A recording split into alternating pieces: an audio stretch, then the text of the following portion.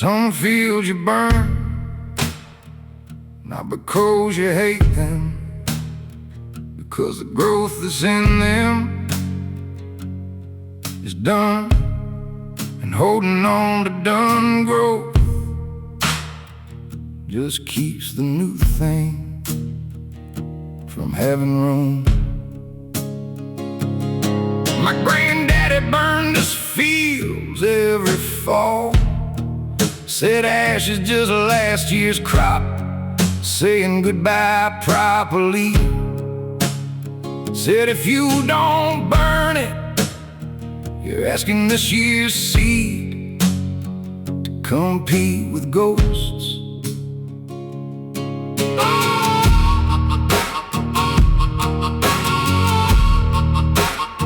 I burned the letters in October, all of them. Took longer than I thought. Paper holds on, even when it's burning.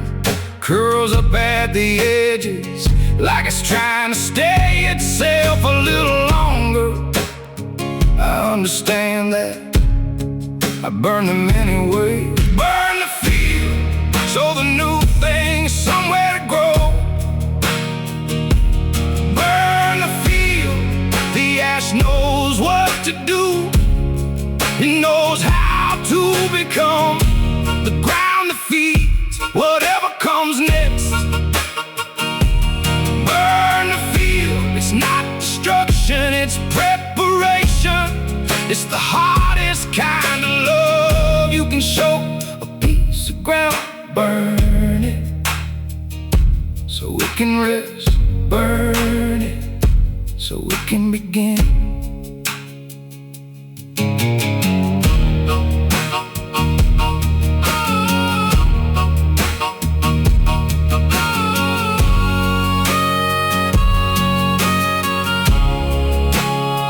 The field came back greener like it always does, like my granddaddy said it would. Like everything comes back when you give it the right kind of nothing for long enough. I don't know yet what comes back in me, but the ash is there, and ash knows what to do.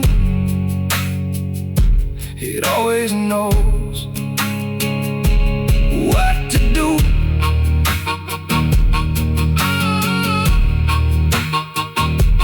Burn the field, trust the ash. Burn the field, trust the ash. It knows, it always knows what comes next. Trust the ash.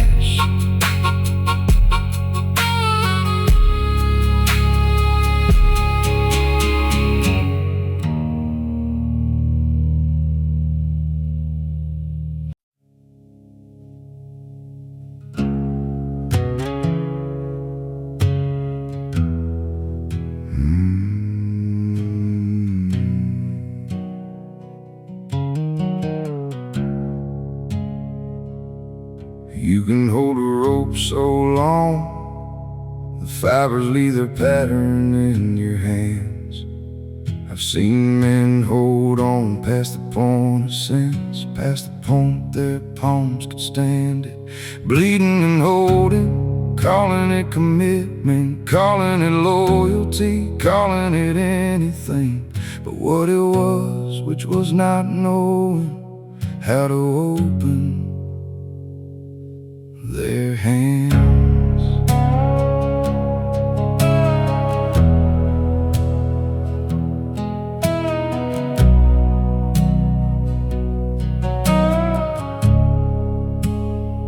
My uncle held a grudge 40 years against his brother over a boundary line. A fence post moved 3 feet, maybe 2.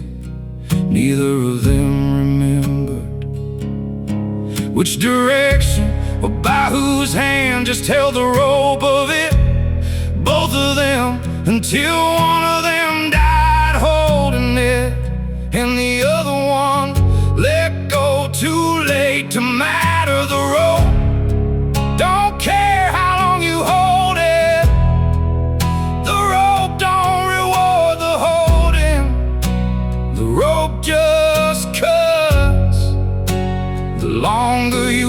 pit, the deeper it cuts, and the thing on the other end isn't worth the bleeding, was never worth the bleeding. Let go of the rope, not because it's easy, because the rope is taking your hands, and your hands are worth more than whatever you're holding.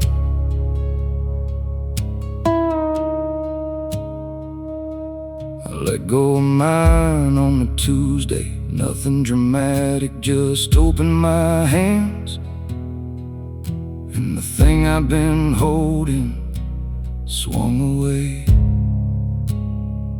And the rope burns faded over weeks, and the hands healed slow, but they healed.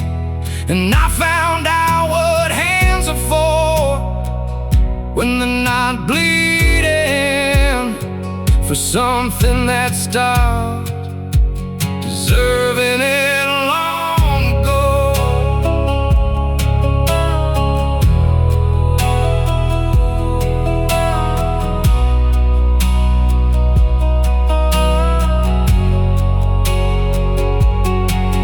The rope's still there, I don't hold it. The rope's still there, my hands are mine again. My hands finally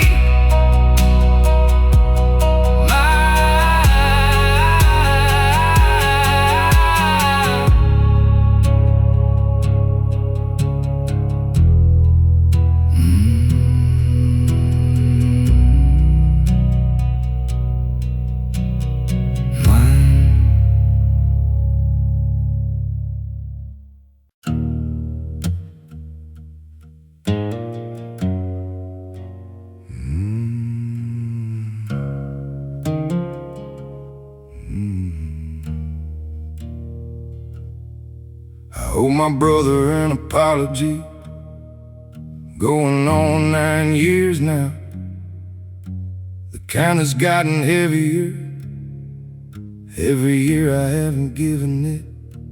I know what I did, he knows what I did, we both know and we've been circling it. At family dinners for 9 years, like two dogs around a thing in the road. Neither one wanted to be the one who looks at it.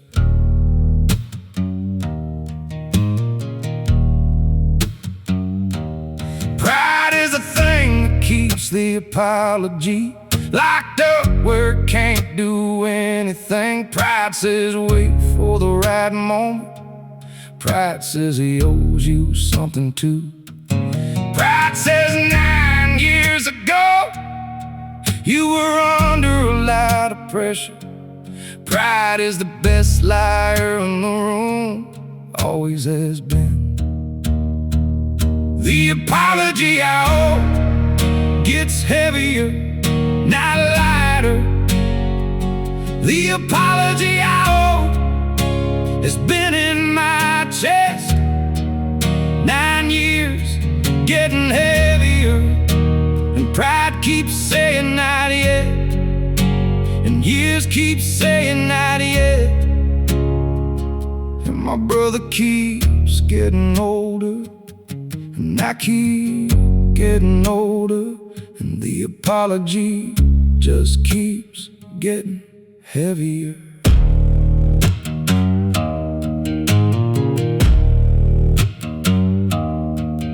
Called him on a Sunday, said his name, said I'm sorry for what I did. Said it plain, the way plain is the only way to say it.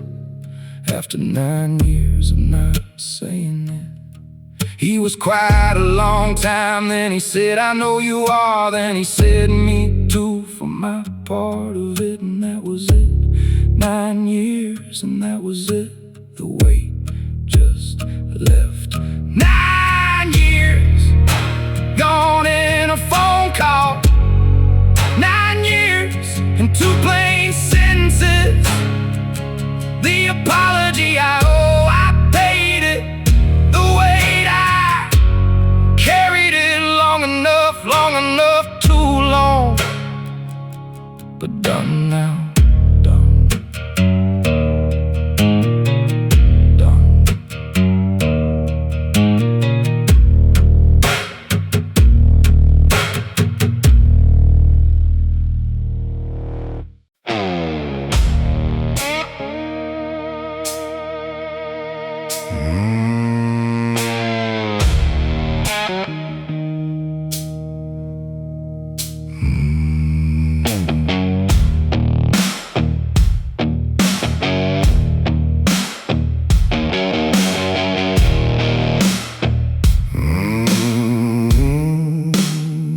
Dry lightning hits without the rain.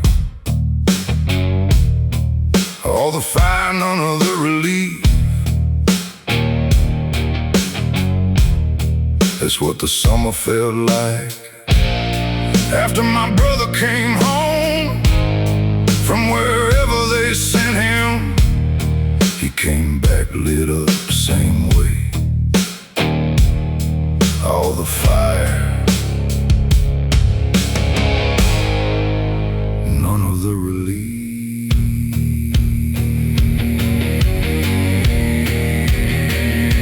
He didn't talk about it, we didn't ask.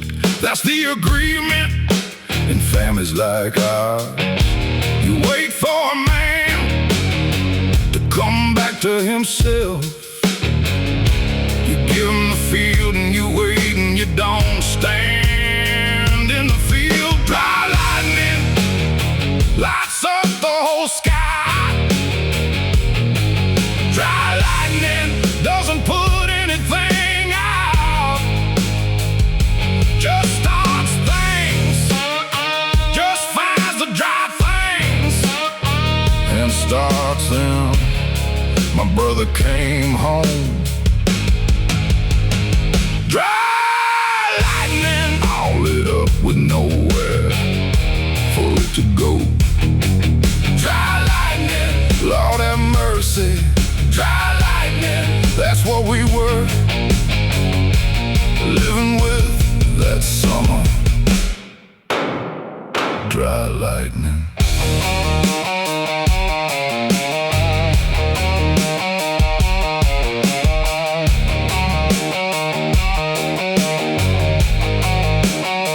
Evened out eventually, took 2 years and some help. He didn't want it first, then wanted, then needed, then got. He's alright now. Alright the way a field is alright after it burns. New growth, different growth, but growing. Dry lightning passes, given enough time. Dry lightning passes, my brother passed through it. Still here, still here, thank God. Still here.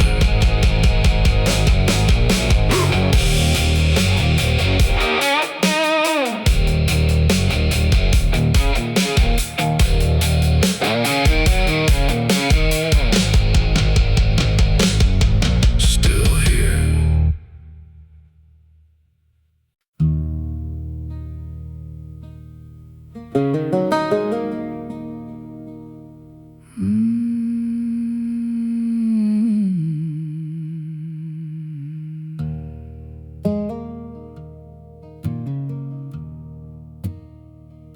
My grandmother made her own soap from lime, lard, and wood ash. Said store-bought soap was for people who thought they were better than their dirt. She wasn't bitter about it, just accurate about what we were and where we stood and what that required. Her hands were something else by the end. Like so does that. Does it slow?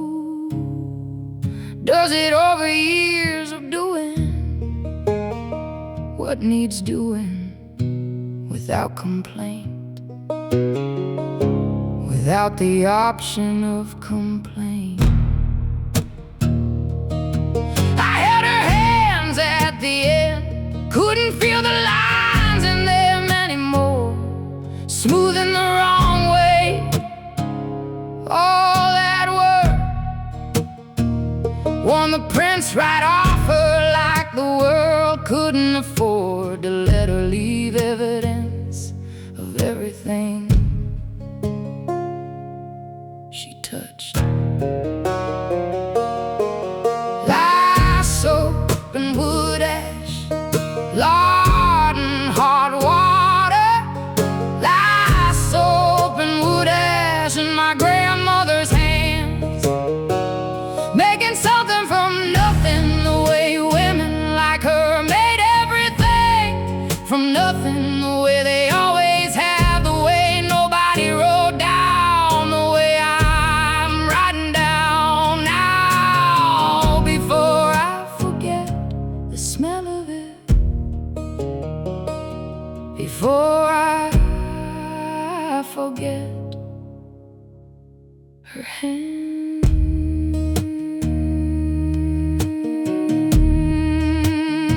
I bought store soap this morning, didn't think about it. Stood in the shower and thought about it after. Thought about what she would say, probably nothing.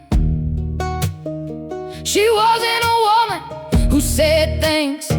She was a woman who made things out of lye and lard and whatever she had, which was never enough and always enough. Lye soap gone now, her hands gone now, the smell of it almost gone, almost gone.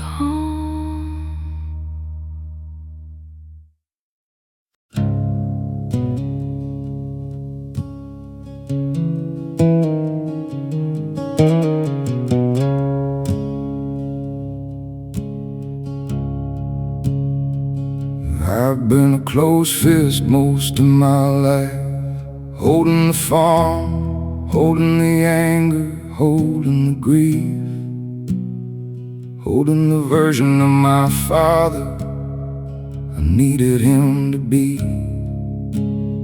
holding the version of myself I thought I owed everyone. A closed fist can't receive anything. That's the thing about a fist. It can hold and it can hit, and that's all a fist is good for. And I was good at both for a long time, and called that living.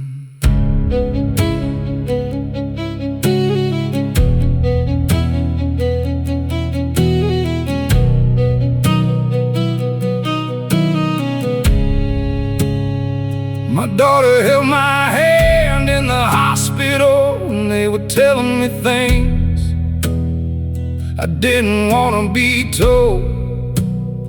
She just held my hand, and I noticed my hand was open. I don't know when it opened, I don't remember deciding. It was just open in her hand, like it had been waiting for a reason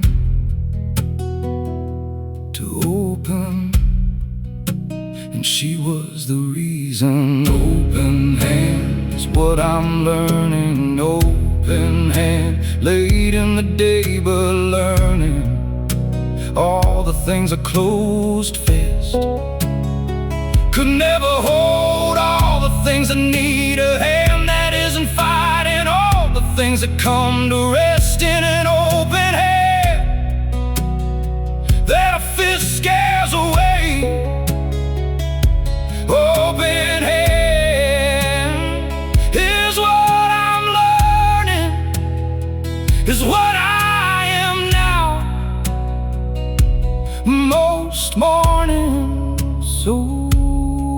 open hand, finally open.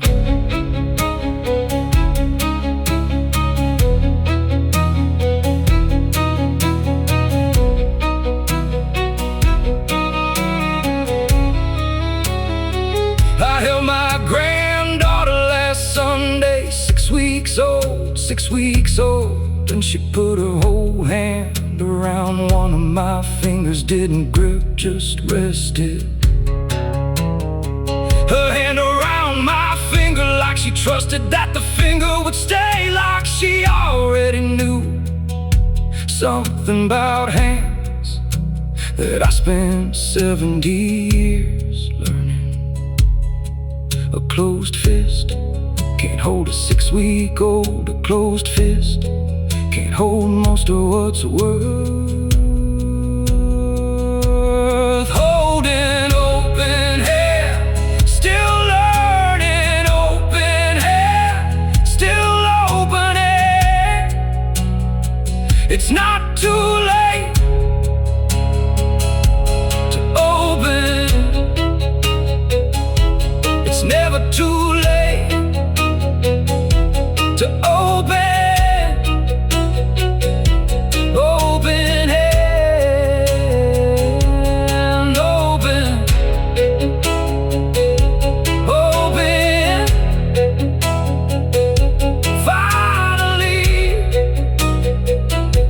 open.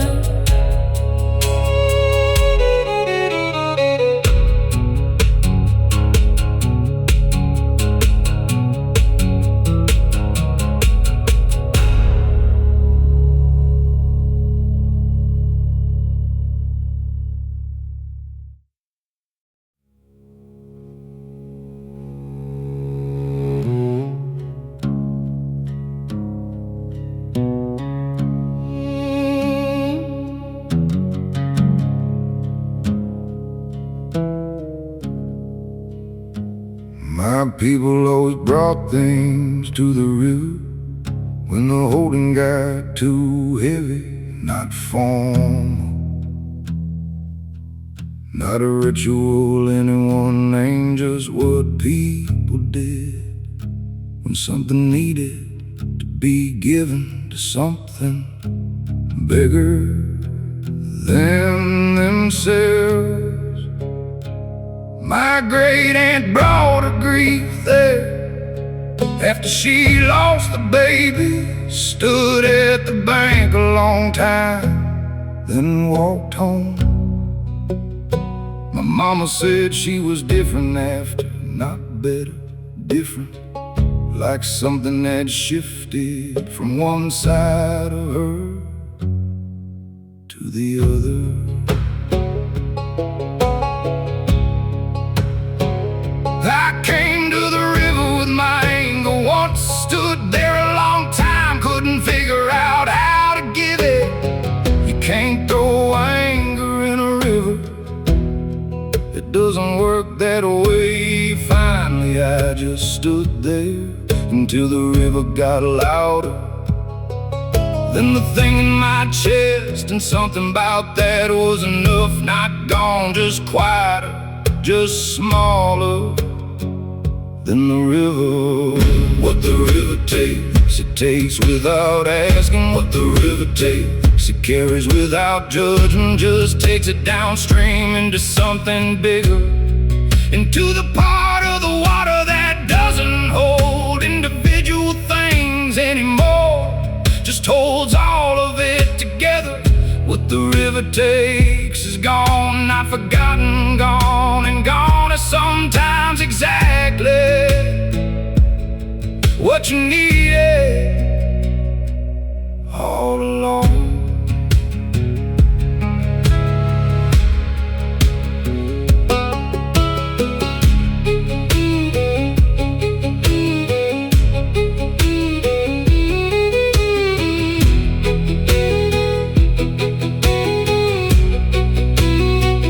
Took my father's watch to the river after I decided to stop being angry at him. Didn't throw it in, just held it at the bank water be loud, let the water be bigger than him, than me, than what we were to each other. Walked home with the watch in my pocket, but lighter, like the river had taken the weight of the watch and left me just the watch. What the river takes stays gone. What the river takes, I don't chase downstream. What the river takes was ready to go. I just had to walk it to the bank and stand there long enough to let the water be louder than the holding.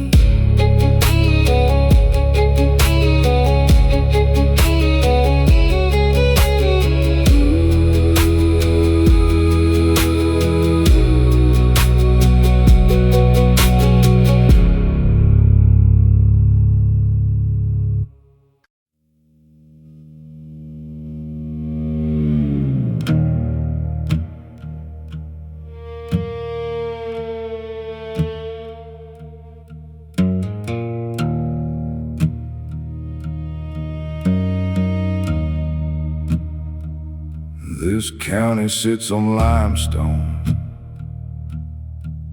full of caves underneath. Water works through it slow for longer than anyone's been here, longer than anyone's been keeping track. And sometimes the roof of a cave gets thin enough, and the ground above it just goes. No warning, no sound almost, just a circle of missing where something used to be.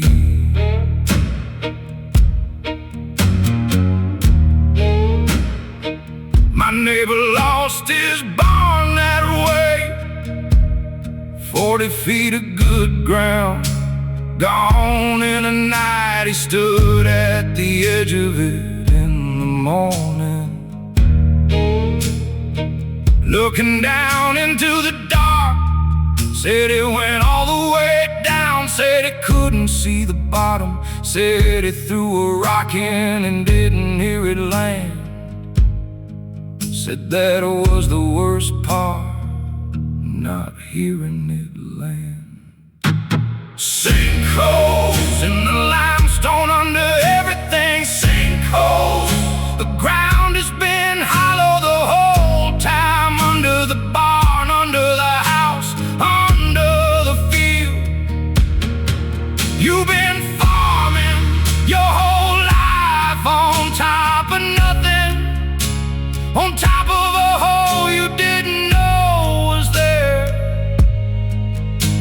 Sinkholes, we're all farming on top of sinkholes, and most of us never find out. Most of us get lucky. Most of us.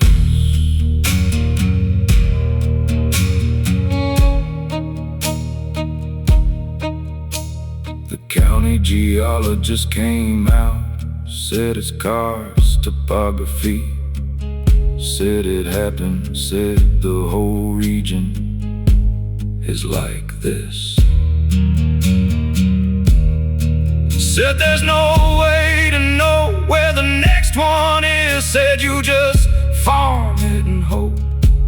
Said that's all anybody in this county has ever done.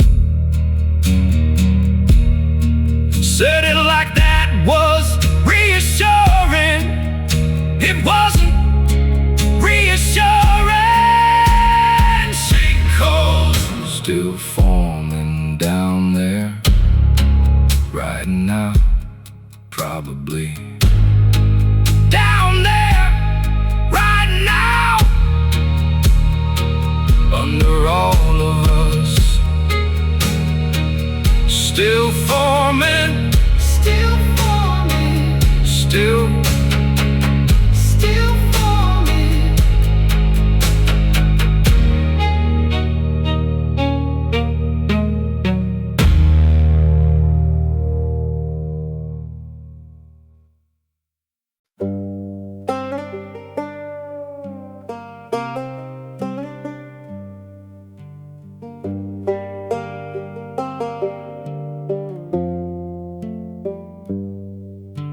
The summer before everything changed was a June bug summer.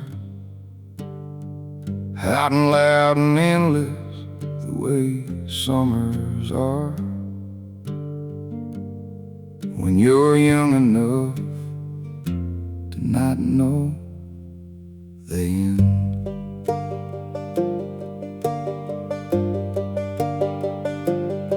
We caught June bugs off the porch light, tied thread to their legs, let them fly in circles.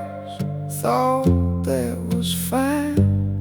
Thought a lot of things that summer that I don't think anymore.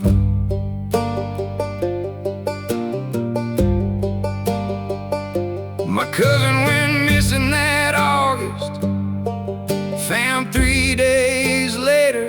He was okay, the way you're okay after something like that, which is a different kind of okay than the okay from before. After that, the June bugs kept coming, but we didn't catch them anymore. Nobody said stop, we just stopped the way children understand when the world has changed the shape of what's allowed to be fun.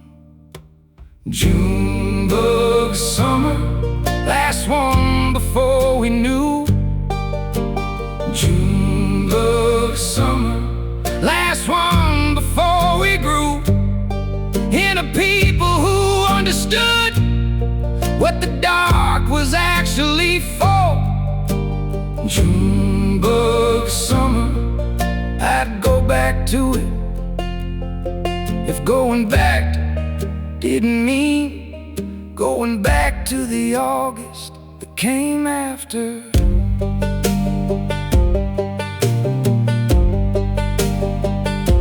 My cousin is fine now, has kids of his own, life's 2 counties over. We don't talk about that August, talk about everything else. Talk about our kids and the weather and what our fathers should have done different. Talk about everything but the June bugs and what happened after the June bugs.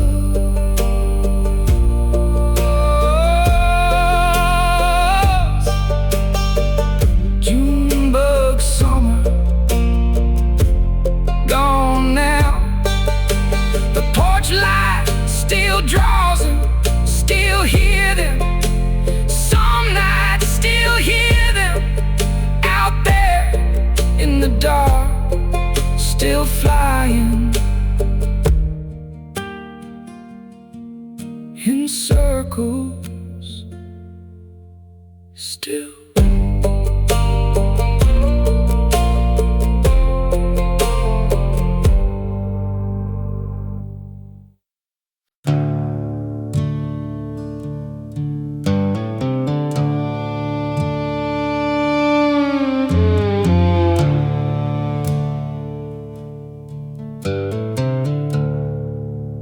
I've been digging in this ground a long time,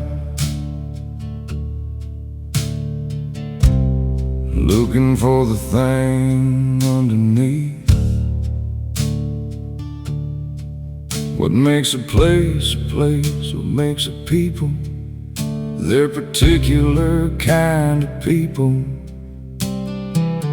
Turns out it's the same thing. Every time, the work, the loss, the stubbornness, the grace that comes, disguised as something else until you're old enough to call it what it is.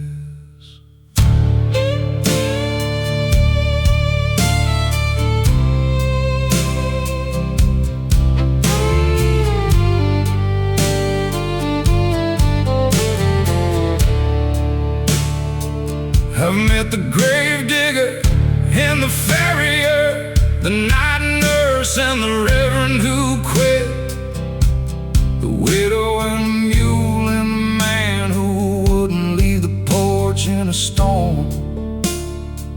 They're all the same person. In the end, they're all the same person, working the same ground in the same light, calling it different things, but doing the same thing, which is staying,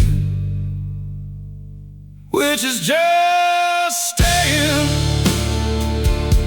50 songs deep, and I'm still in the same county. 50 songs deep, and it's all the same ground. Different names on the mailboxes, different stories on the stones, but the same ground under all of it. The same hard pan, the same limestone, the same creek carrying it all down to wherever things go when they're done being here. This county will outlast everyone in it. The creek will outlast the county. The limestone will outlast the creek. And whatever comes after the limestone will outlast that. We are very small and very brief, and the ones who understood that and stayed anyway, and worked anyway, and loved the ground anyway, those are the ones worth singing about. Those are the ones I've been singing about this whole time. 50 songs, same ground, same light, same creek, still running, still here, still carrying everything down, still down, still.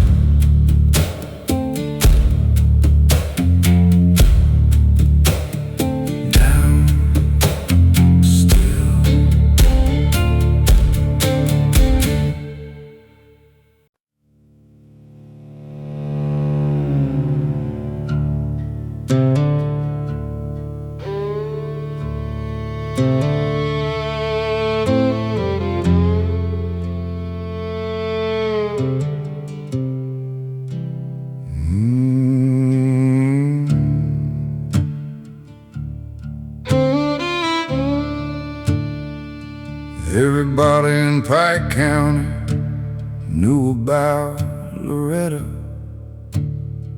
and everybody pretended they didn't.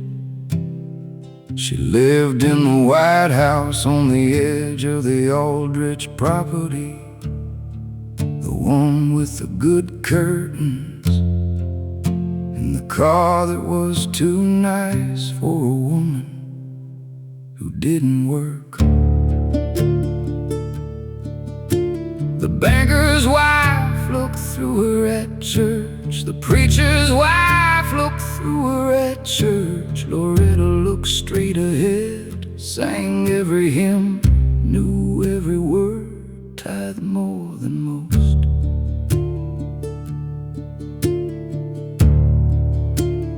But she took care of her mama for 7 years before the old woman died, cooked for for her, bathed her, sat with her through the nights. The same women who looked through her at church would have paid somebody to do that. Loretta did it because it was her mama. That's all, just her mama. The careful woman of Pike County kept herself too. The careful woman of Pike County kept her mama, kept her dignity, in the way that dignity survives when everyone's decided what you are before they knew you. She kept herself in ways the county didn't deserve to witness, but witnessed anyway.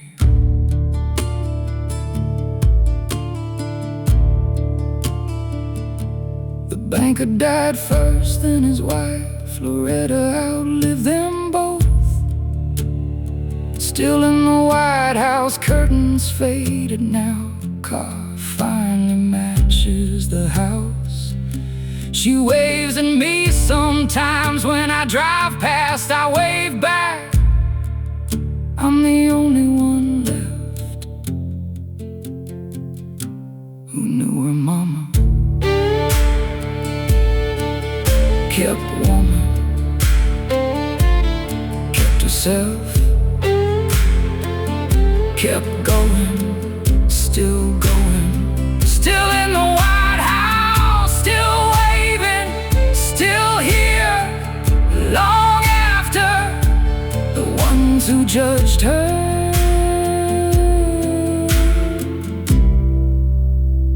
aren't.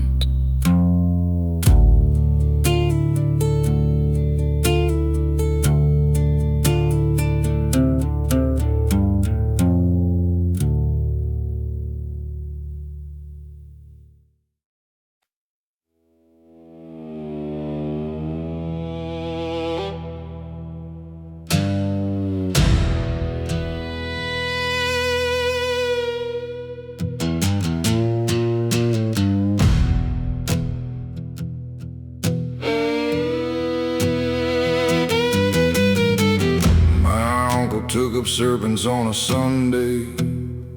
Said the Lord told him to. Said the fear went away when the Spirit came down. Said you just know when you know. I wasn't there that first Sunday, but I was there the third, when the timber rattler changed his mind about the arrangement. He survived it, barely. His hand went black to the wrist. He prayed through the whole of it, wouldn't take the hospital. Said if God brought him to it, God would bring him through it. His wife sat with him 4 days, praying and not sleeping. God brought him through it, his wife brought him through it, probably both. Snake handler, reaching into the box again. Snake handler, the Lord provides and the serpent decides, and the space between those two things is where my uncle lives, is where that whole congregation lives. Reaching in every Sunday, reaching in, because the fear leaving is the whole point. The fear leaving is what they came for. Snake handler, reaching in again.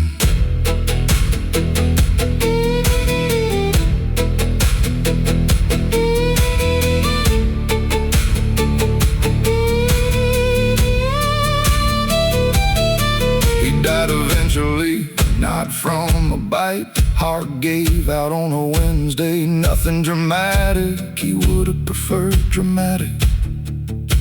He would have preferred the box. But the Lord doesn't always give you the ending you were built for. Snake handler,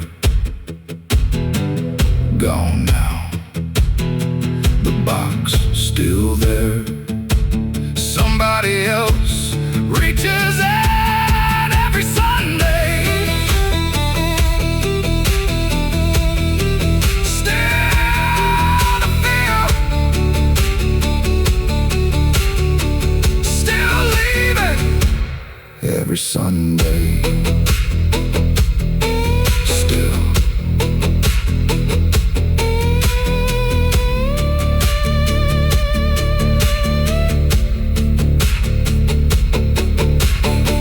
Still.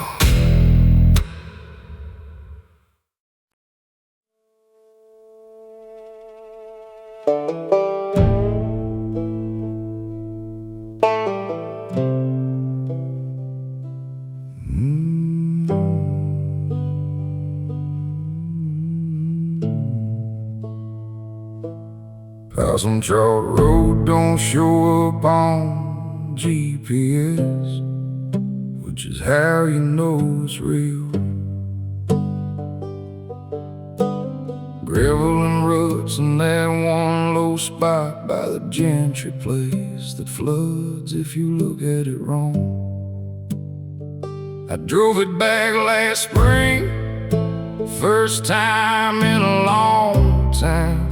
Trees grown up so thick, the road felt like a tunnel into something I thought I'd gotten far enough away from to call it behind me.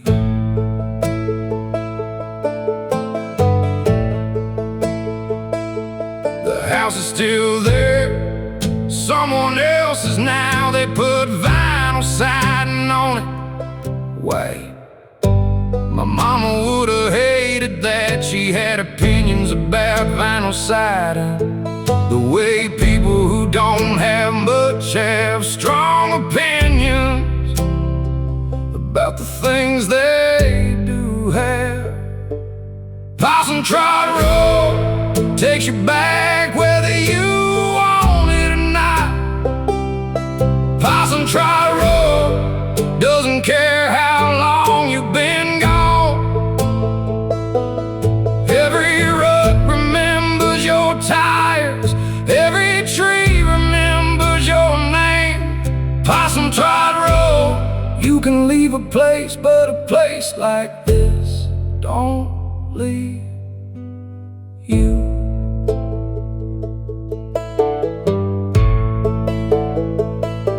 I sat at the end of the driveway a while, didn't get out, didn't need to. Everything I came for, I could see from there. The window where my mama used to stand, the pecan tree we climbed, the low spot by the gentry place. Still flooding, like I never left, like nothing changed, except everything, except me. Possum Trot Road, still there, still gravel, still remembers, still mine, whether I want it or not.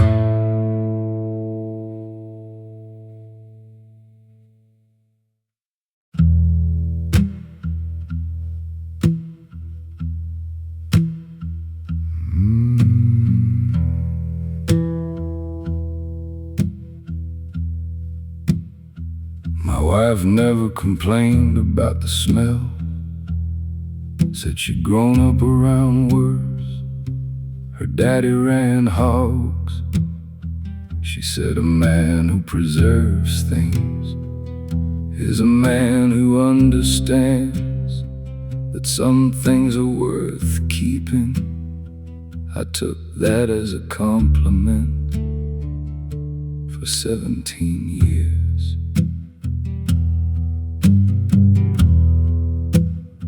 She used to sit in the shop while I worked, grading papers. She was a school teacher, a red pen in one hand, coffee going cold in the other.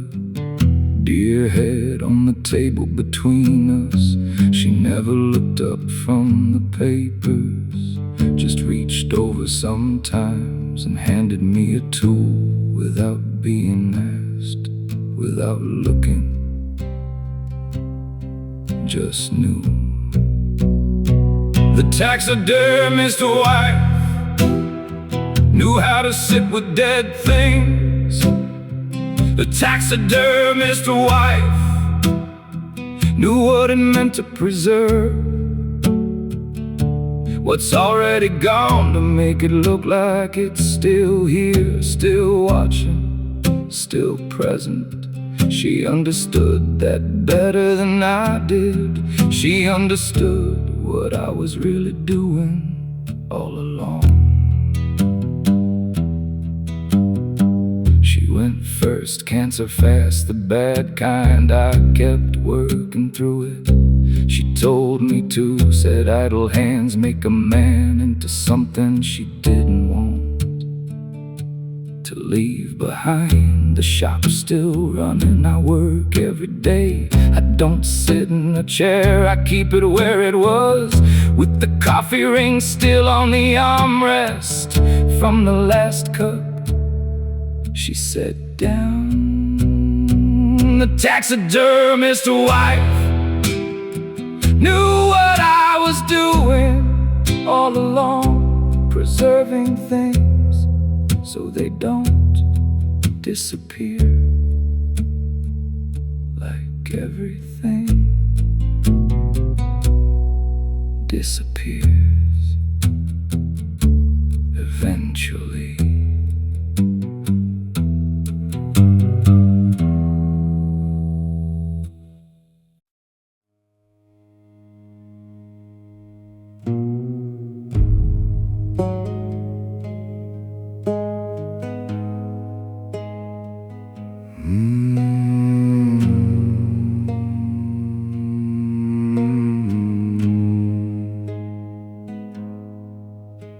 The creek behind my house carries everything eventually.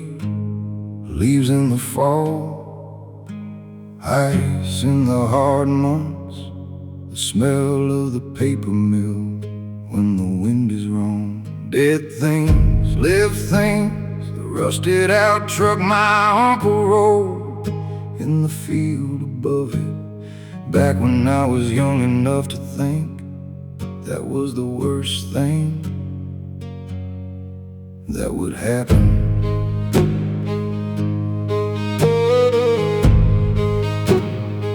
My children played in it, the same rocks I played on. My daddy played on, his daddy played on. 4 generations of bare feet on the same limestone.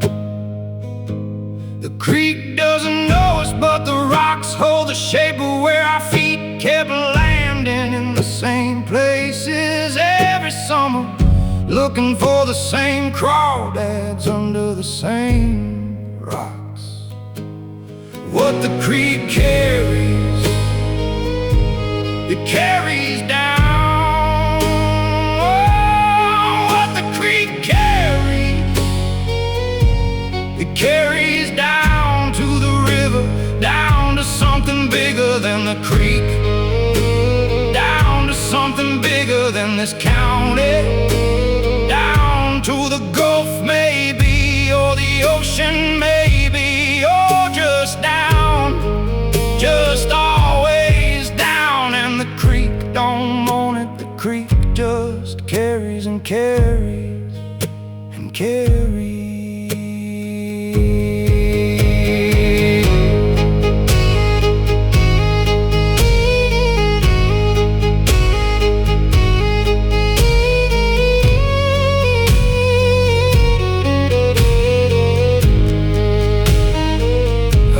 Up in that creek someday, one way or another.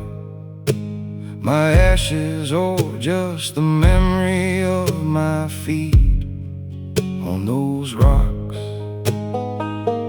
Either way the creek takes it, either way the creek carries it down to wherever things go when they're done being held in one place. That's not a sad thing, I've decided that's just what creeks do, what creeks have always done.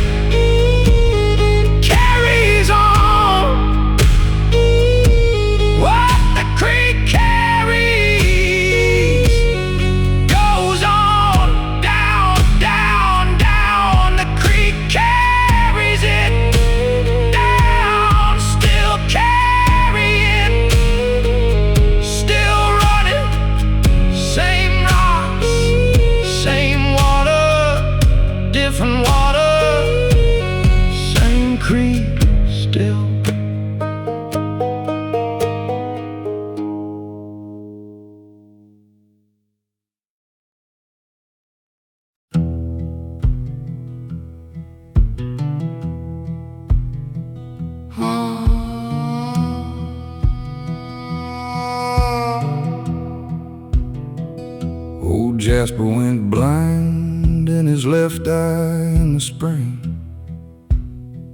Said a copper worm bit him. We knew better. We knew what copper worms do when you run a still long enough without sleeping. But Jasper kept running it. Said he could do it by smell now. Said his nose knew the difference between good shine and bad better than his eyes ever did. And you know what? He wasn't wrong.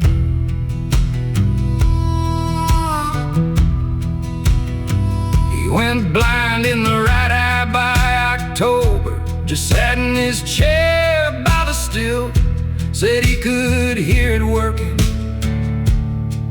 Said the drip had a sound. When the mash was right, we'd come and collect and leave the money in his hand. And he'd count it by feel and nod. Blind Jasper still running in the holler. Blind Jasper still puts out the finest in the county.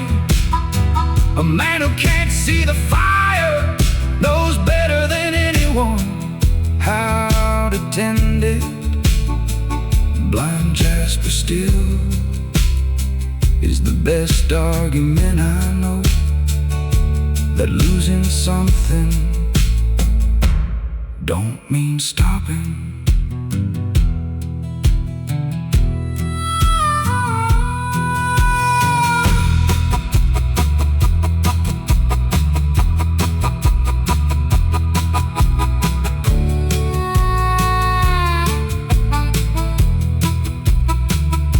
Died in the chair by the still one November. We found him in the morning, still warm, the still running. We let it finish the batch, seemed right, seemed like what he'd want. We bottled it separate, called it Jasper's Last. Charged triple, sold out in a week. Blind Jasper gone now, still runs itself near about, still runs itself.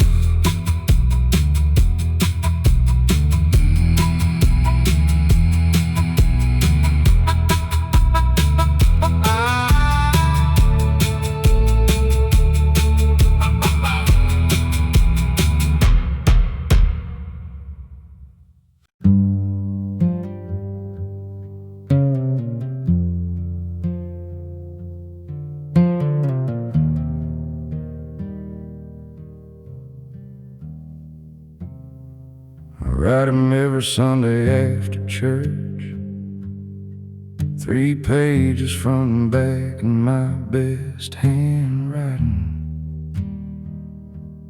Tell him about the garden and the kids. Tell him Mrs. Patterson's hip is better. Tell him the truck needs a belt. Tell him I fixed it myself. Don't tell him how. Letter to Cell Block D, 3 pages every Sunday. Letter to Cell Block D. All the things I won't say to his face through the glass on visitation Thursday. The glass makes the hard things easier to not say. The letter holds them, the letter holds everything the glass can't.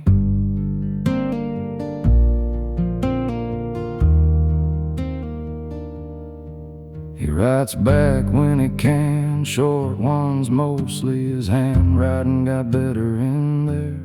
Nothing else to do but think and write and think some more.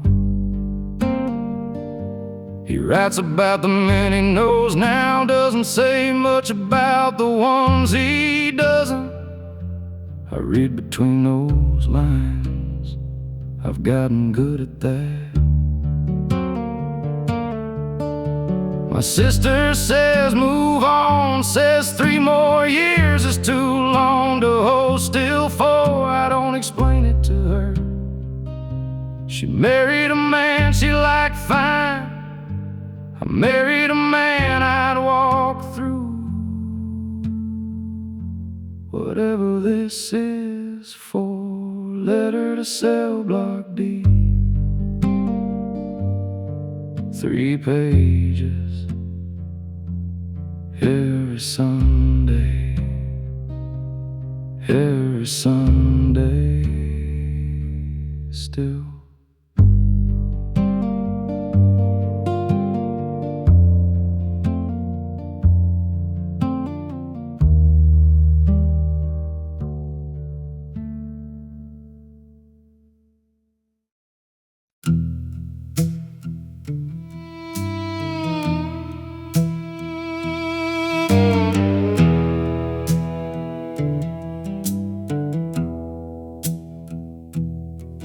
Gerald Fitch kept the books for half the county, knew every debt and every dirty deal. 23 years behind the desk on Main Street, knew which church donations weren't real. Never said a word to anyone about it. Went home every night to his cat and his TV dinner. Died on a Tuesday of a heart attack, alone except for the cat, who ate part of him before the neighbor noticed the mail.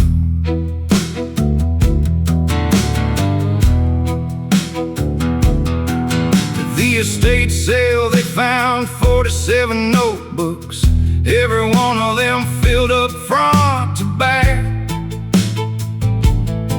Names and numbers and dates going back decades, every transaction, every lie, every borrowed dollar never paid back.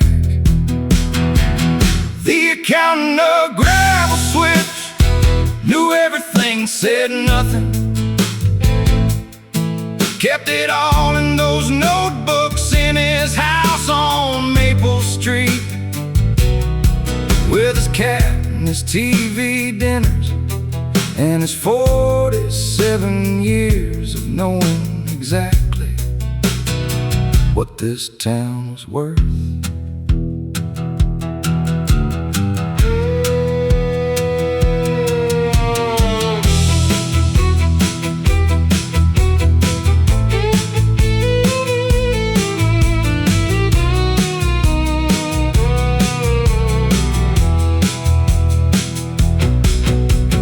Nephew burned the notebooks before probate. Smart boy, became a lawyer, moved to the city.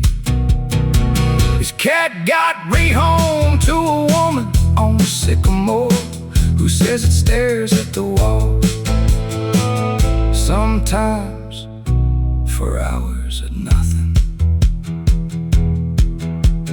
Gerald Fitch knew everything, took it with him. Smart man, smartest man in the county, took it all with him.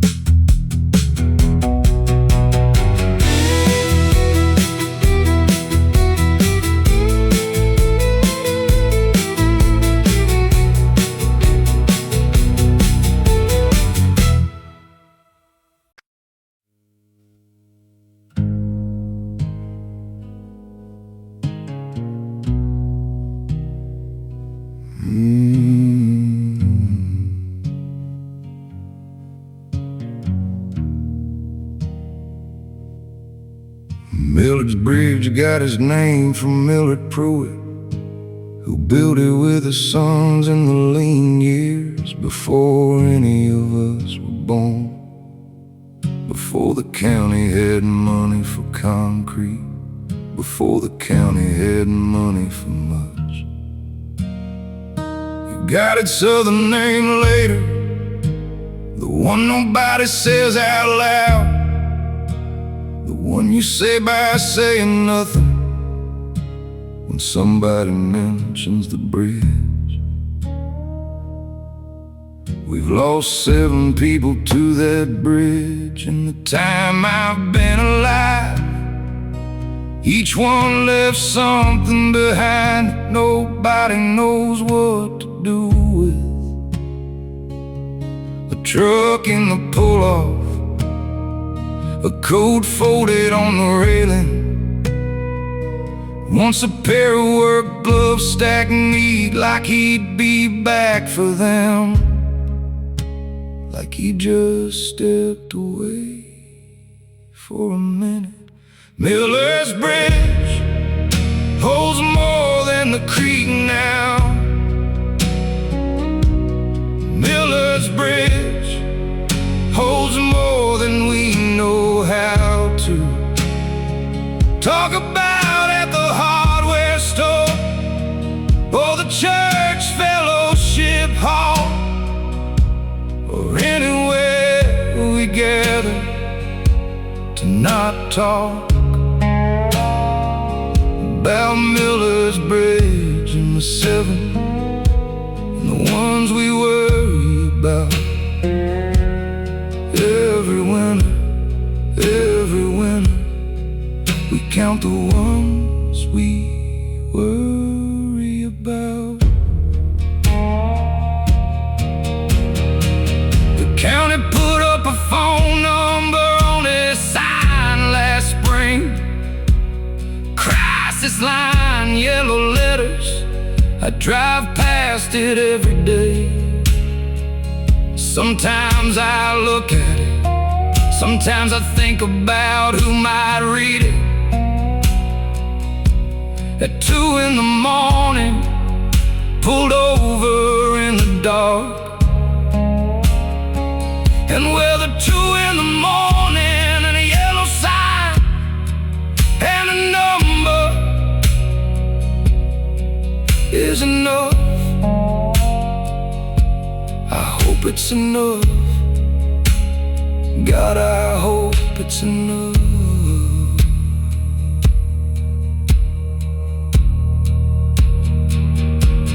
Miller's Bridge, still standing, still holding everything we can't say, still holding all of it.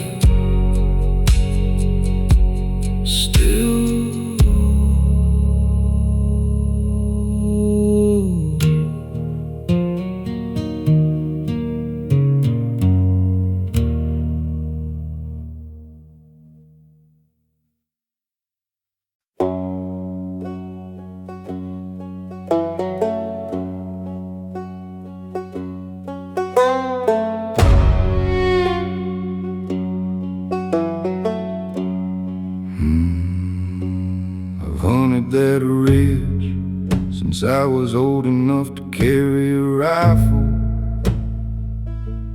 know every hollow,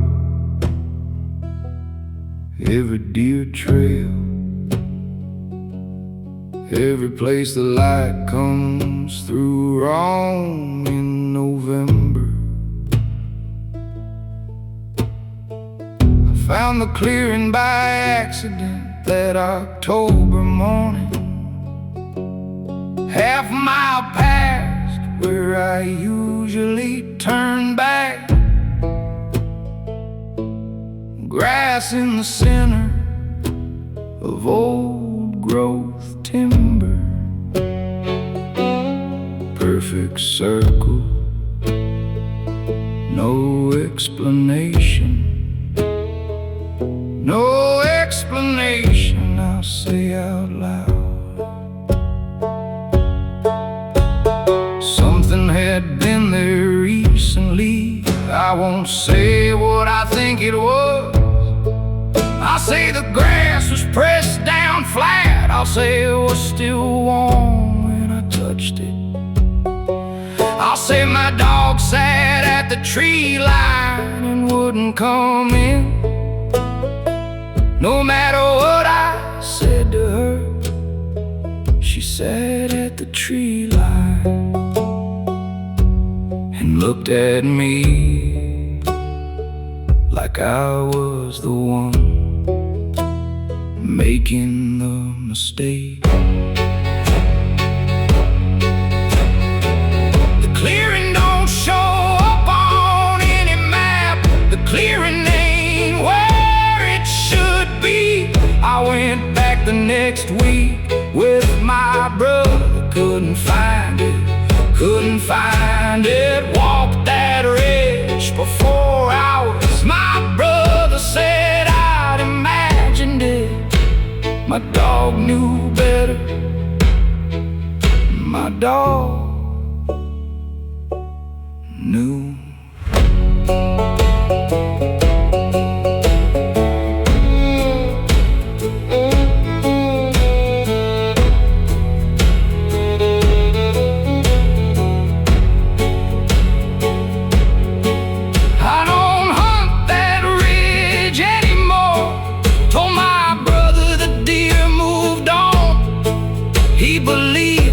My wife believes me, I let them believe me. Some clearings you find once and spend the rest of your life not going back to. Clearing still out there, still warm, I expect. Still warm.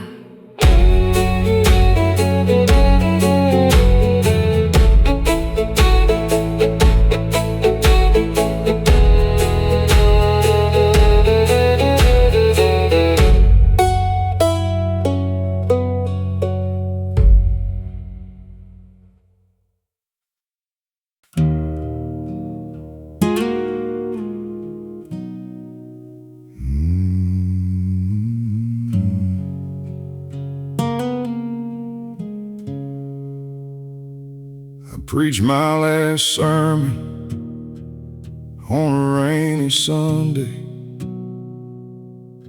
Congregation of 42 good people who deserved a better man up at that pulpit than the one who stood there with his hands shaking and his mouth saying things his heart had stopped believing.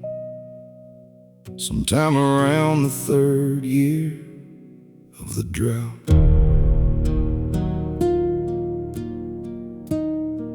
I buried 14 people in 6 months. Told every one of them God had a plan. By the 14th I could hear myself talking, and I didn't recognize the man. A boy of 9, a woman of 34, a farmer who'd done nothing but work and love his family and try. Reverend's last Sunday, collar on the table. Reverend's last Sunday, Bible face down on the floor. Not in anger, just in honesty, just setting down what I couldn't hold anymore. Without lying about the weight of it, I deacons on a Monday morning said, find yourself a man with more faith left. They looked at me like I was sick or sinning. I said, I'm neither, I'm just honest, and honest is the one thing a congregation can't afford in a preacher. The collar's in a drawer now, the Bible's on the shelf. I still talk to God sometimes, I just don't pretend anymore that He answers on schedule.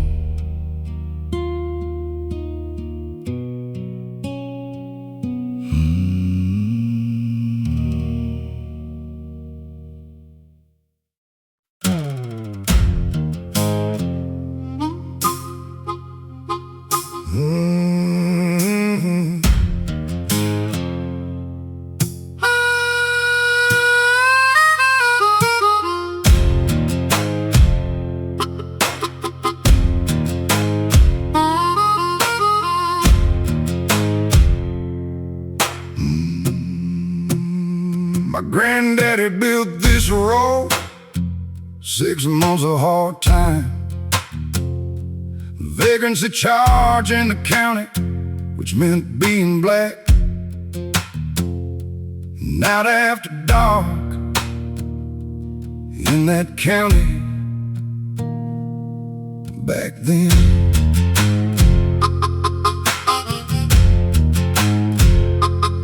He never drove this road, had a truck from when I was small till he died. Took the back way every time, the long way through the Simmons property, 20 minutes longer every time. I asked him once, he said, some roads you build, you don't drive, chain gang roll. My granddaddy's hands in this asphalt chain gang road.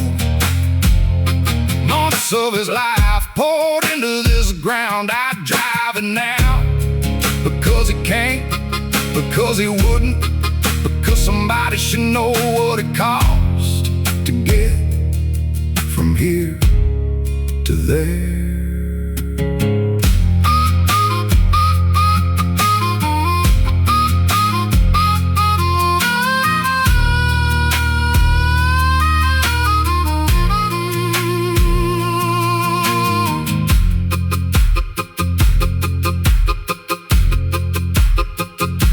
The county put up a historical marker last spring. 4 sentences. Mentioned the road project, didn't mention the chain gang. Didn't mention what it meant to be black in that county back then. My cousin called me about it. We laughed, the kind of laugh that isn't funny. Chain gang roll,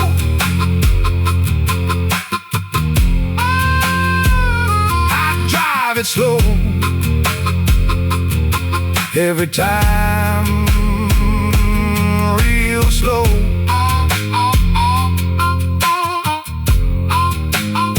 Granddaddy,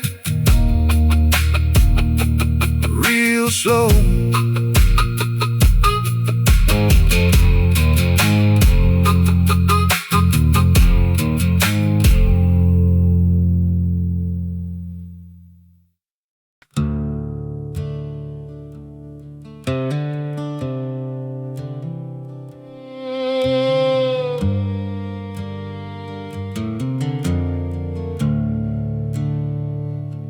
The river came up 3 feet in 4 hours. Took the barn first, then the lower field. My father-in-law stood on the porch watching, like a man watching something he always knew was real. We got the animals to the ridge by midnight, lost the tractor and the winter's feed. My wife didn't cry until she found her mother's recipes, floating face down in 4 feet of the creek. FEMA came out 11 weeks later, left a pamphlet and a number 4 alone. The adjuster shook my hand like he was sorry, took photographs and drove back home. Flood year, we don't talk about the flood year. Flood year sits at the table like a ghost. What the river took, it didn't give back in the morning, and what it left behind, we don't talk about the most. Flood year, God have mercy. Flood year, still.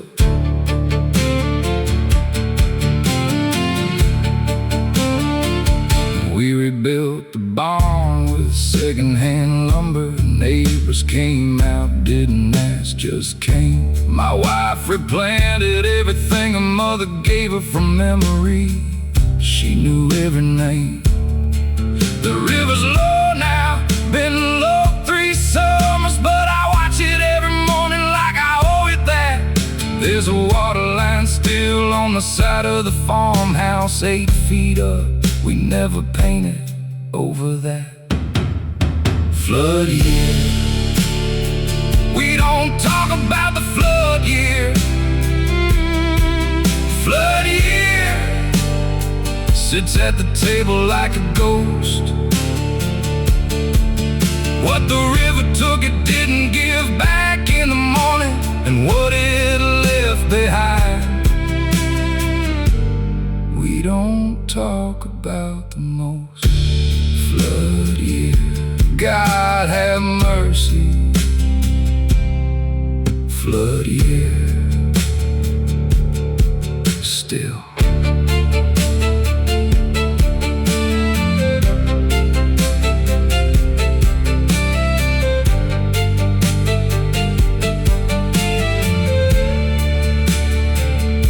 My youngest never knew the old barn, thinks the water line's just how the house was built. And sometimes I let her believe that some things a child don't need to carry until she's old enough to hold the weight without it breaking her. Flood year, still here. We're still here. Flood year, still here.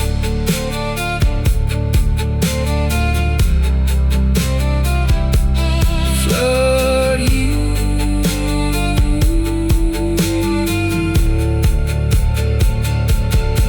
still here.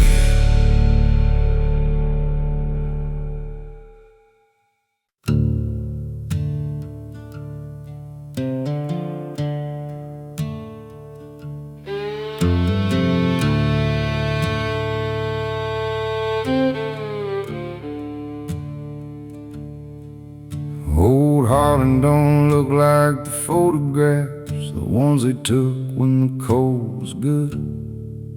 Half the storefronts got paper in the windows, and the other half got God. My uncle worked the mines for decades, came out with black lung and a handshake. County gave him a plaque at the VFW. He put it in the garage next to the oxygen tank.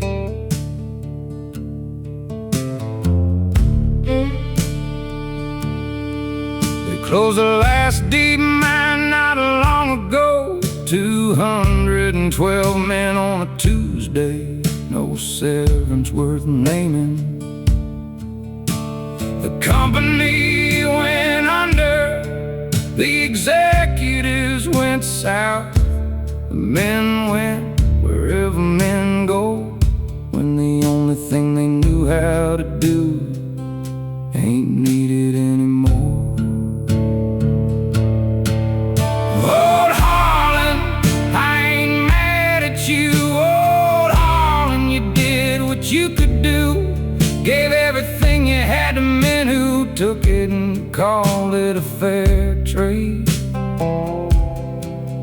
Old Harlan, sit down now, you earn the rest. You earn the quiet. Old Harlan, rest.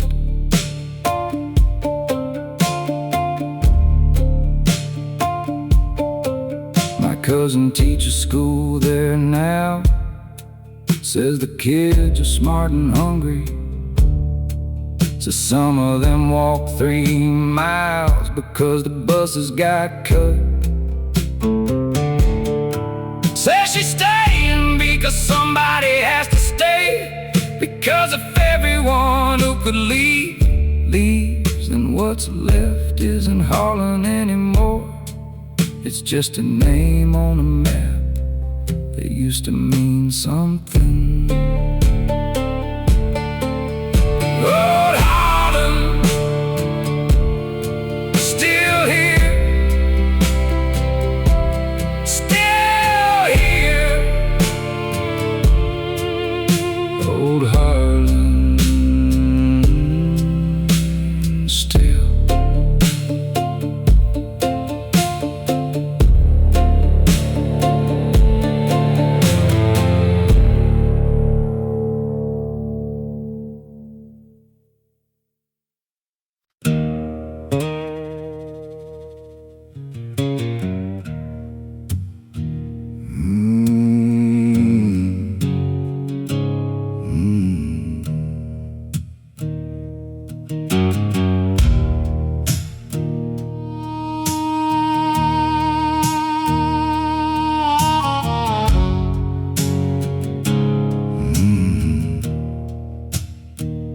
I got baptized twice in this lifetime. Once in the First Baptist Church on Vine. Once face down in the parking lot of Rudy's, with nothing holding near me but the rain and the pine. The Reverend said the first one took forever. The bartender said, son, you need to go home. I've been running between those 2 opinions since I was old enough to be left alone.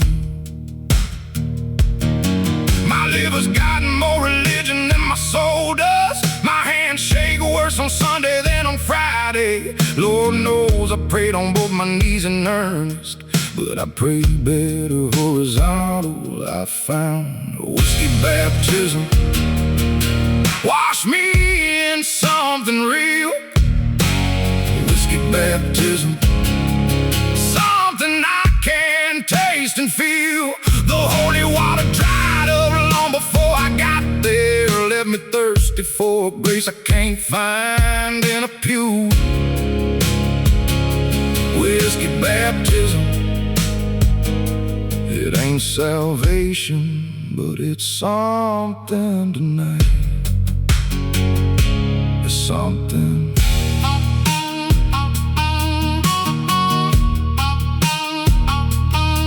My ex-wife said I worship at the wrong altars. She wasn't wrong, I gave her that before she left. She married a deacon down in Tupelo, Mississippi. I heard he beats her on the days he leads the choir. So much for the righteous. A whiskey baptism. Wash me in something real. A whiskey baptism, something I can taste and feel. The holy water dried up long before I thirsty for a grace I can't find in a pew. Whiskey baptism, it ain't salvation, but it's something tonight. It's something.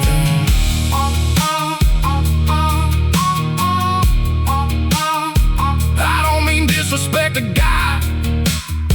If God's still in the business of receiving it, I just can't find him in the places where they sell him.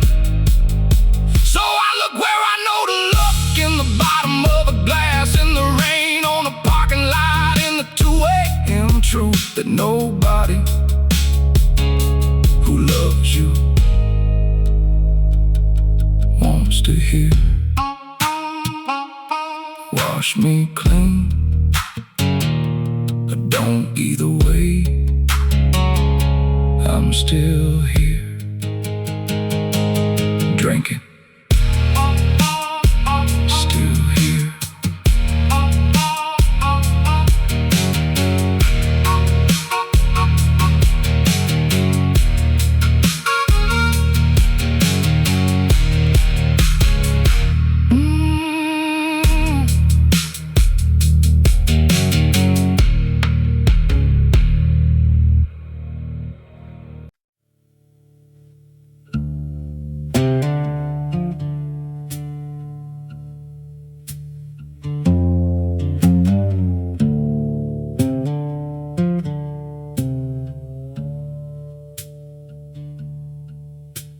The preacher sold his Bible for a bottle.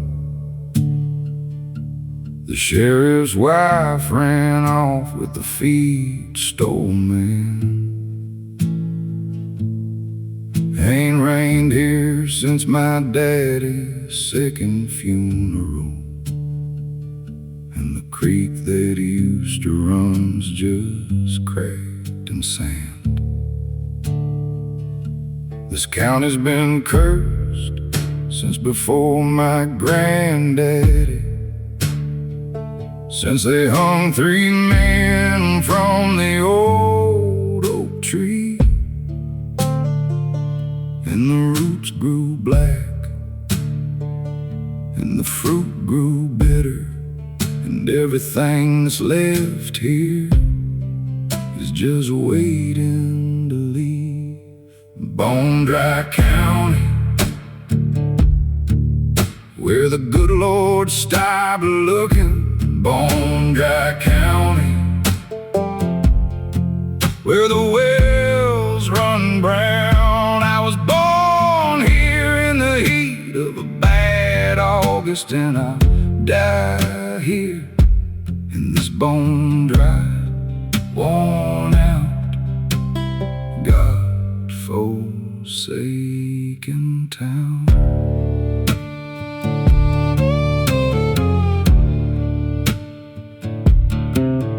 My brother keeps a pistol in his glove box, says he needs it for the coyotes in the field. But we both know there ain't no coyotes, just 2 men who know too much about what happened by the mill. Bone Dry County, where the good Lord stopped looking. Bone Dry County, where the wells run brown. I was born here in the heat of a bad August, and I die here in this bone dry, worn out, God-forsaken town.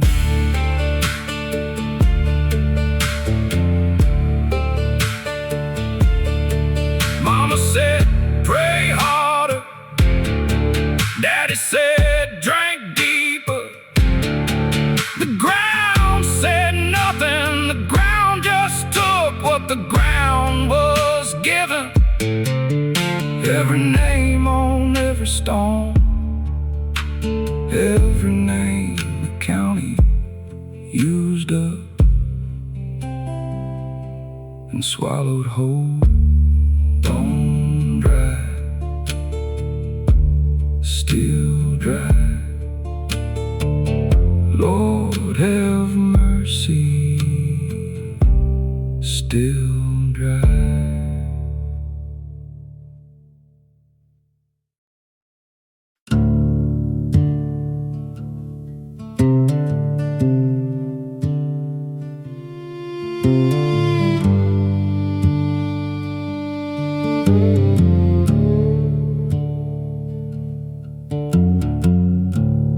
Daddy held on to the farm 3 years after the bank had it on paper. Said possession was 9/10. Said the law could have the deed, but the land was still his. Said he'd been born on it and he'd die on it, and both of those things were true, just not in the order he planned. I held on to my first marriage. A year passed when she left. Kept a coffee mug on the right side, kept her side of the closet, kept the answering machine message with a voice on it. For so long the tape wore thin from playing. Loose grip is the hardest thing a hand can do. Loose grip when everything you are says hold, when the muscle memory of holding is older than the reason for letting go. Loose grip, you don't let go all at once. You just hold a little looser every morning until one morning you realize your hand is open and you don't remember when that happened.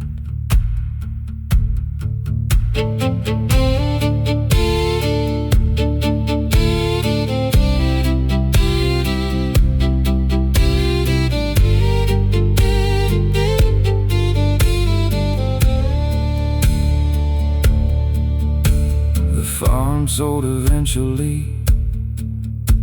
The mug is in the cabinet now. The answering machine died on its own. None of it happened clean, none of it happened the way people say it happens in the stories where letting go looks like a decision. It's not a decision, it's 1,000 small exhaustions until the grip just goes. Loose grip, still loose, still open, still figuring out what open hands are for. Still figuring, still.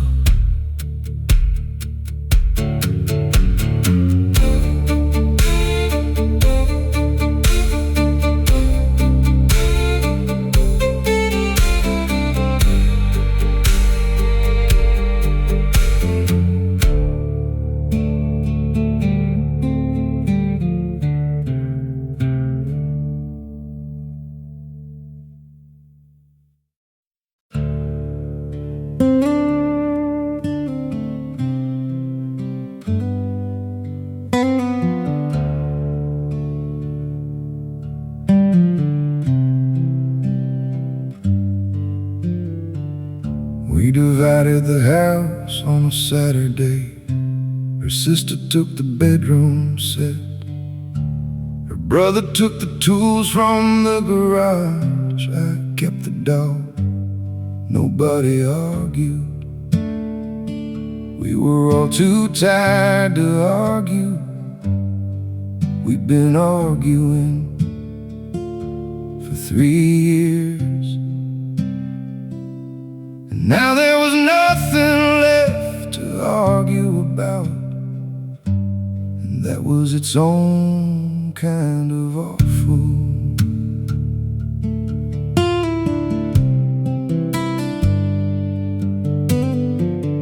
Mama's channel was the last thing, 12 settings in a box in the dining room.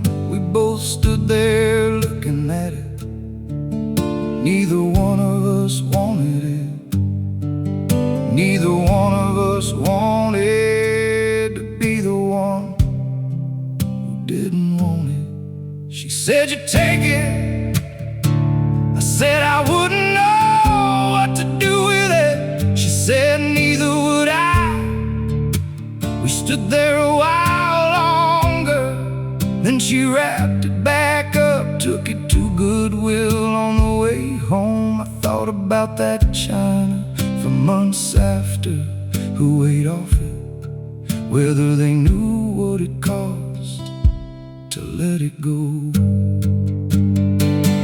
Her mama's china in somebody else's cabinet now. Her mama's china fed somebody else's Sunday. We couldn't keep it, couldn't split it, couldn't stand there one more minute looking at something that used to mean we were building something together. Her mama's china gone to somebody who just needed plates and got so much more than plates. I drove past the Goodwill once, a few months later. Thought about going in, thought about what I'd do if I saw it on the shelf, priced at $4 a setting. Decided against it. Some things you let go of, you have to let go of all the way. You can't go back and look at them through glass on a Tuesday. Her mama's china, somewhere out there, still whole, still 12 settings, still Sunday dinners in it for somebody, just not for us, not anymore, not us.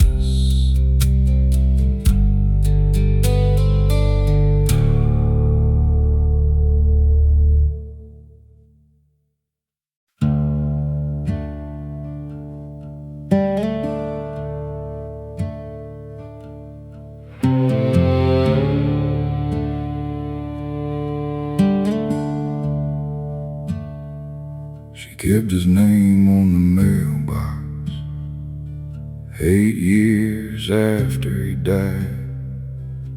So taking it down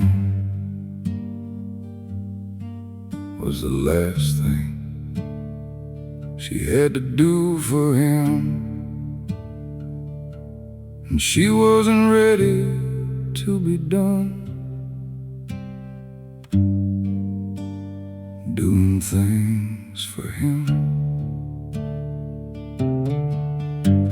The mail still came addressed to him sometimes. She put it on the side of the desk.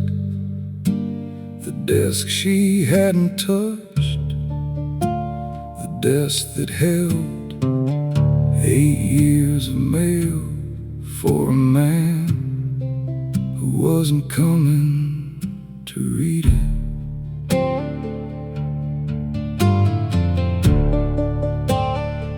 Her daughter finally asked her, gentle as you can ask a thing like that, said, "Mama, the mailbox." Said, "Mama, it might be time." She said, I know it's time. I've known it's time for 7 years and 11 months and 3 weeks and 4 days. Give me until spring, she said. Give me until spring. His name on the wall, his name on the box, his name in the church bulletin. Every Christmas still listed in the living. His name is the last thread of him she's holding, and letting go of his name is letting go the last thing that says to the world, he was here, and she knew him. His name on the wall still says he was here, she was his, he was hers. His name on the wall.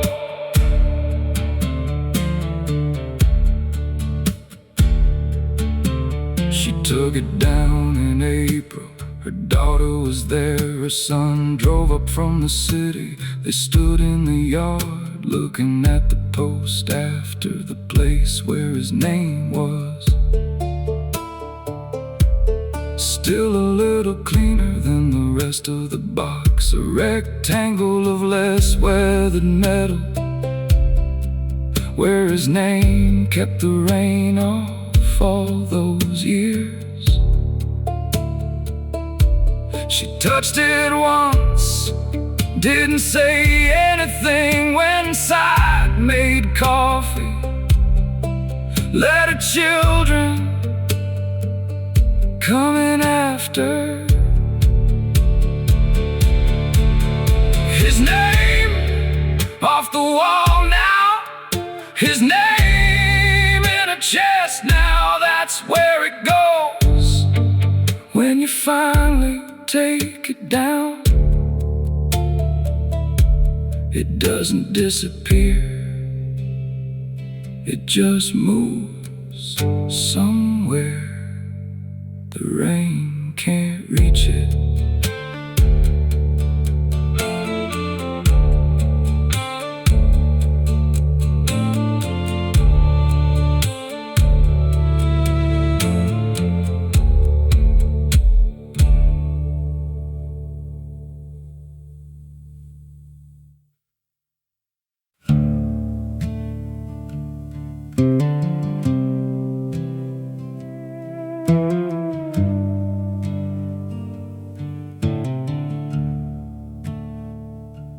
Planted my last row on a Thursday morning, didn't know it was the last one.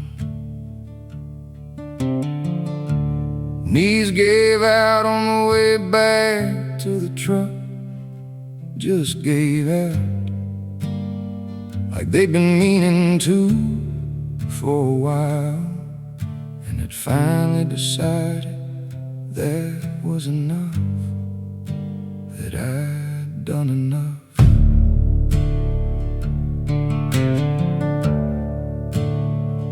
I sat in the field a long time, looking at the road, thinking about all the rows before it, 40 years of rows. And this one looked the same as all of them, green and straight and done. And for the first time done felt like enough.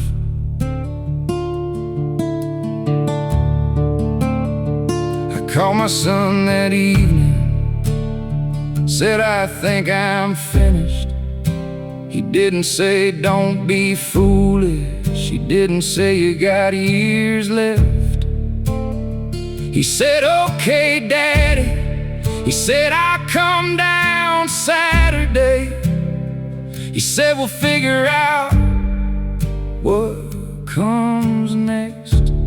And I thought that's the right answer, that's exactly the right answer, from a son who knows when to hold and when to just say okay. The last planted road looks the same as all the others.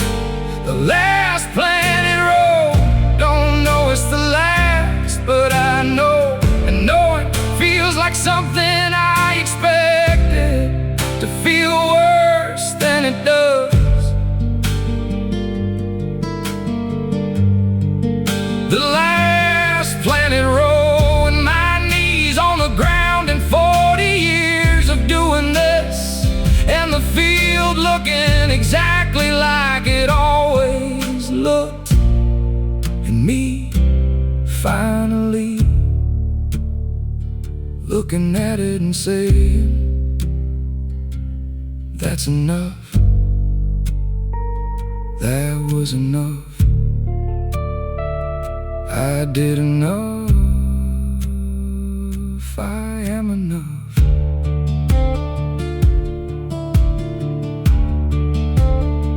My son came Saturday, we walked the field together. He didn't say much, just walked it with me.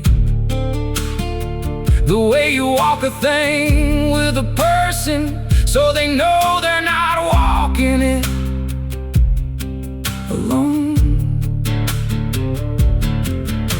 He asked me what I wanted to do with it. I said rent it to the Halverson boy, he's got good hands. He said that sounds right. I said it does sound right. It took me till Thursday in a field with my knees giving out to find out that letting go can sound right, can just sound right.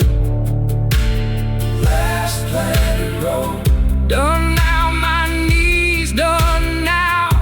The field's still going with somebody else's hands in it, and that's more than alright. That's the whole point. That was always the whole point.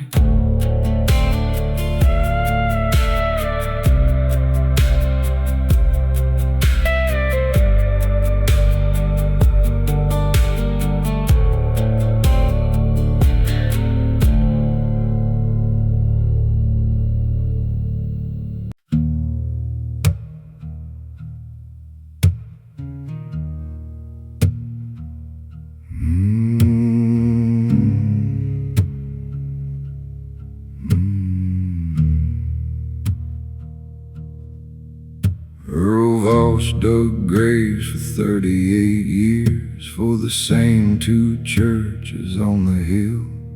Said the ground here is easy in spring, like it wants to open. Said in January it fights you. Said in January the ground don't want any more what we're giving it. He understood that. Said he understood that completely.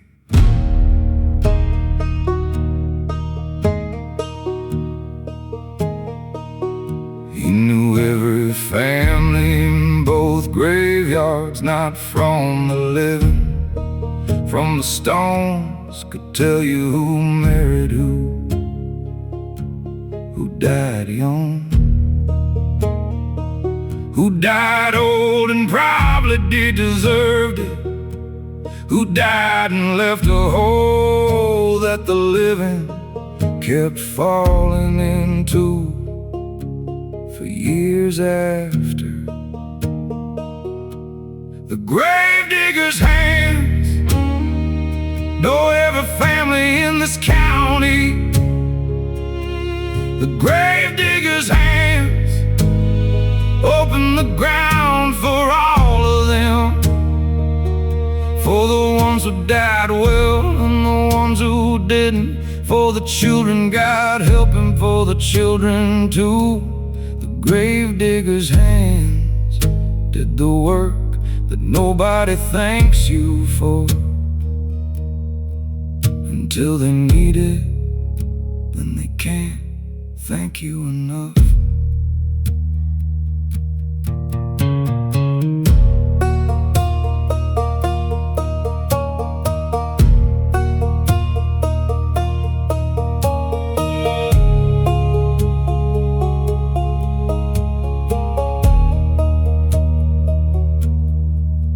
He retired when his back gave out, came to church for the first time in decades, sat in the back, didn't take communion, just sat there looking at the floor like a man reading something nobody else could see.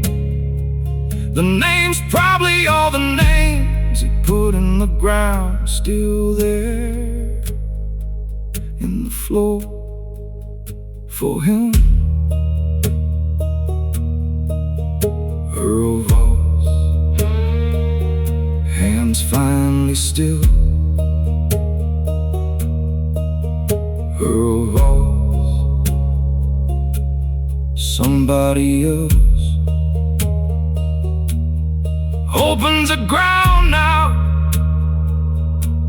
but they don't know it the way he knew it. They don't know it like that.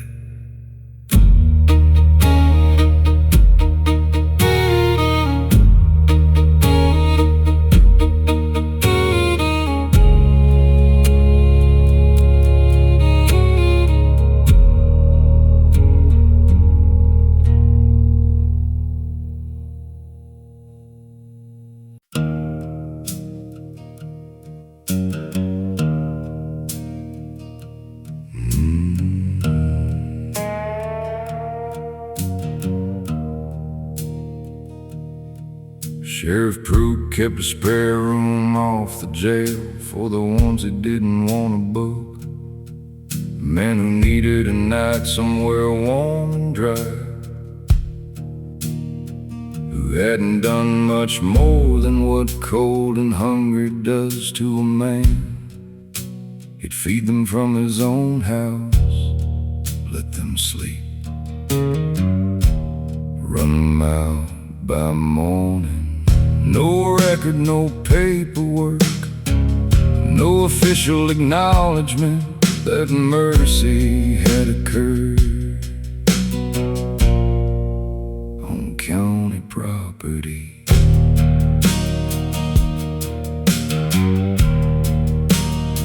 His deputy didn't approve, said it was liability, said it was against procedure, said a lot of things that were technically correct. Pruitt listened to all of it and kept doing what he was doing. Said the law is the floor, not the ceiling. Said a man who only does what the law requires isn't doing his job. He's doing the minimum and calling it done. The sheriff's spare room, off the books and off the record. The sheriff's spare room, warm and dry, and nobody asking what brought you here or where you're going. Just a cot in the blanket, and out by morning, the sheriff's spare room is the difference between a man who enforces the law and a man who serves the county. Those aren't always the same thing.